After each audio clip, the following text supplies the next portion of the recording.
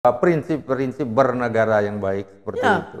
Karena negeri dibuat, dimerdekakan negeri ini untuk menyelamatkan hak-hak rakyatnya. Betul, betul. Bukan untuk mencari keuntungan orang di atas supaya mudah dikorup. Iya. Nah gini Pak, jadi oleh sebab itu kita harap moga-moga presiden kita yang baru terbuka hatinya untuk menjadikan pegawai-pegawai honorer, dan waktunya terserahlah dijadikan ASN.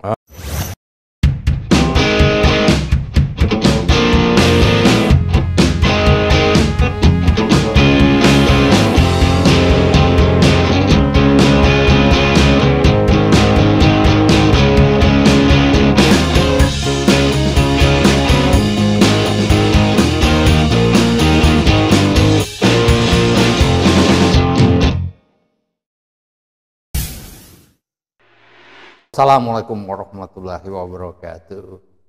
Jumpa lagi di channel TV Masumi. Saya Al Mizan, dipanggil Kang Mizan.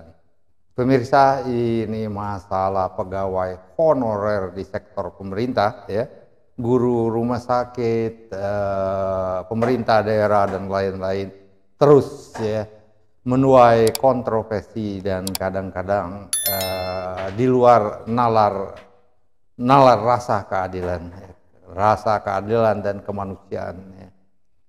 Untuk itu kita akan bincang-bincang dengan Dr. Wazri Afifi. Ya, assalamualaikum Pak Wazri. Waalaikumsalam warahmatullahi wabarakatuh. Dr. Wazri Afifi ini sudah biasa di TV Masumi. Ia memperoleh dianugerahi gelar PhD di bidang etik public health, ya, kesehatan umum, dosen dalam luar negeri, dan banyak lagi jabatannya. Nah, ini kita mau bincang-bincang gimana menurut Pak Wazri, ya, masalah pegawai honorer di Indonesia yang tak kunjung selesai ini. Gimana Pak Wazri? Nah inilah Pak yang kita risaukan dari dulu, yaitu nasib bangsa ini. Iya. Sebenarnya yang memikirkan nasib bangsa ini bukan kita Pak. Iya. Adalah pemerintah.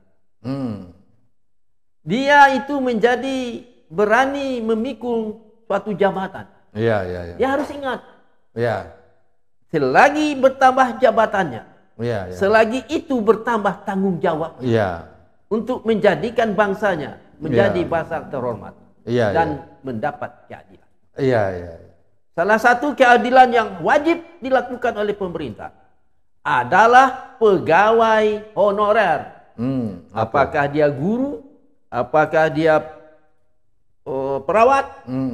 Apakah dia ini pegawai-pegawai yang lain? Iya. Pokoknya dia disebut pegawai honorer di bidang pemerintahan atau bekerja dengan pemerintah. Iya. Sebenarnya kalaulah sudah pemerintah memberikan dia tugas bertahun-tahun, misalnya 1 tahun, oh ternyata hasil kerjanya baik, diteruskan. 2 tahun lagi kan, baik lagi, sampai 5 tahun, disambung lagi. Siapa yang salah Pak? Iya. Yang salah adalah pemerintah yang telah menilai orang tadi. Iya. Orang tadi sudah bertahun berarti layak. Kalaulah layak, pemerintah harus memikirkan orang ini adalah tepat untuk dijadikan pegawai negeri. Iya. Perlukah dia dites? Bagaimana ceritanya? Dia sudah berpuluh-puluh tahun, 5 tahun, 6 tahun, 4 tahun. Kok perlu dites lagi? Iya. Logikanya tidak perlu tes Pak. Iya. Dia udah cakap, udah cakap mengerjakan pekerjaan ya, selama bertahun-tahun. Kenapa perlu dites lagi? Tes itu sifatnya umum dan untuk pegawai baru biasanya. Yang kita tidak tahu. Yang kita tidak tahu. Tes. Ya.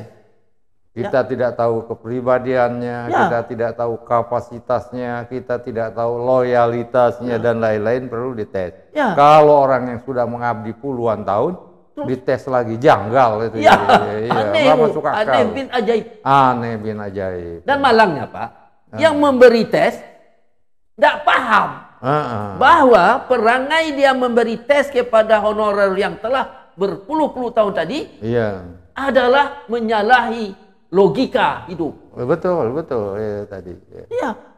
Masa orang sudah berpuluh-puluh tahun dia tidak pernah salah? Iya, iya. Mungkin kalau salahnya bisa dimaafkan. Iya, iya. Masa dites lagi? Apanya dites itu?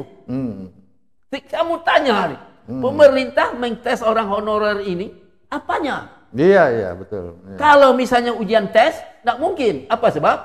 Karena ilmu orang ini 10 tahun yang lalu Iya, iya. tidak akan mungkin sama dengan sekarang di Iya. atas tulisan. Iya. Dia akan diperlukan honorer ini, pegawai itu yang dikerjakan itu juga kan? Iya, betul, betul. Iya. Kalau misalnya dia kerja, dia ditugaskan misalnya mencari minyak di dalam perut bumi, itu dia honorer misalnya, dia dapat terus. Bisakah dia menjawab kalau kita tanya, bagaimana keadaan iklim yang diperlukan? Tak mungkin dia jawab. Nggak mungkin jawab, iya. Karena pekerjaan dia ya mencari minyak, mencari ya, data. Itu. Data seismik itu ya. Jadi oleh sebab itu, kalaulah sudah 5 tahun, 4 tahun jadi honorer, tak masuk akal dia dites. Langsung diterima gaji Anda, posisi Anda begini sekarang. Anda mendapat hak pensiun. Sebagaimana pegawai negeri yang lain. Betul, betul. Gaji Anda ditambah.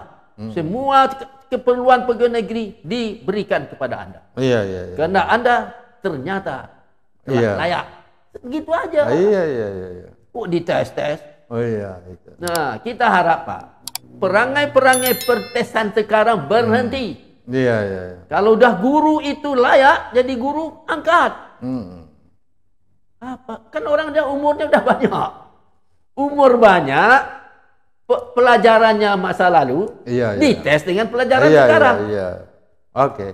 Ya kan, jadi kalau kita simpulkan itu akan memenuhi rasa keadilan, rasa kesesuaiannya, rasa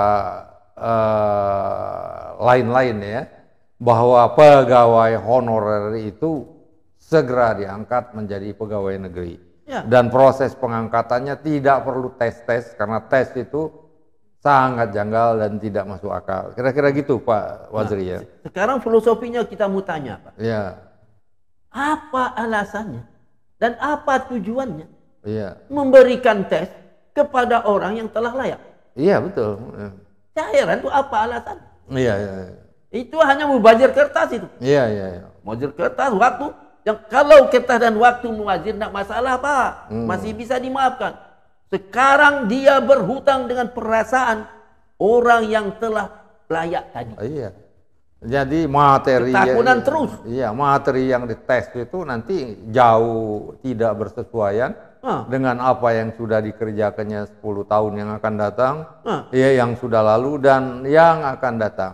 Sehingga dia bisa saja tidak lolos kan, tidak lulus tes, sangat janggal itu. Ya, dan aneh, orangnya layak, tapi dinyatakan tidak lolos. Tidak lolos, ya itu. Di mana keadilan? Betul. Keadilan logikanya di mana? Betul.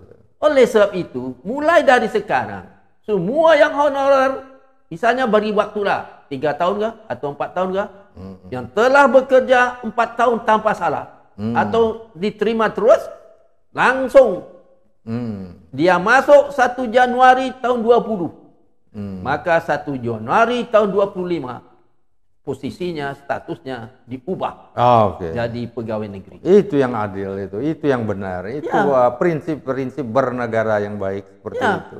Karena negeri dibuat, dimerdekakan negeri ini untuk menyelamatkan hak-hak rakyatnya. Betul, betul. Bukan untuk mencari keuntungan orang di atas supaya mudah dikorup. Iya.